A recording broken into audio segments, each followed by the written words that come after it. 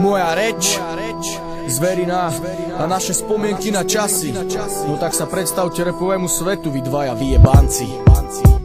Nikdy som nechcel byť ako by, nemal som rád zákony, nemám ich rád ani teraz. Obmedzenia, závody, nechcel som nasledovať vzory, byť len ďalšou rybou v mori. Chcel som tvoriť, niečo stvoriť, štandard tvoriť. Nechcel som počúvať rady môjho fotra, mojej mamy, učiteľov a ďalších, na to som nemal predpoklady. Šiel som hlavou proti múru, často proti prúdu. Vďaka tomu som si aj párkrát rozbil hubu, nelutujem, klepem na drevo za svoje šťastné detstvo. Aj keď sa fotrovci rozišli, prišli drogy a to všetko, flirtoval som svetom. Mal som tak 15-16, no ne až do toho bodu, keď sa s tým nedá prestať. Behali sme na LSD, šialený jak novodobý hippies. Našťastie som s tým prestal, tak jak som prestal nosiť slipy. Zahodil som fet, nahodil som rap, keď som prvýkrát počul Wu-Tang, Proceky a Nek. Klik, bang, bang a ten slang mi pasuje. Chcel som už len zbráne a reťaze, šukať ženské do papule. Niečo neskôr mi došlo, že to je fakt bullshit, že si ten oblek musí každý sám na seba ušiť. Odtedy to jebem a som rebel, aj keď nenosím ten parfém. Keď je žemne, budem sedieť na mek, skočím ak panter. A mám v piči, že som spitý, že je ranná hodina. Aj taký som pár debilkom vo freestyle našťal do piva. Lebo keď dávam, ožívam, ako keď chlastám, pozývam. 82 ten rok, môj dej sa začal odvíjať, zatiaľ sa stále odvíja. Nemám čas stáť a rozímať, ani pátrať po chybách. Idem vpred, žijem rap a som čistý betle.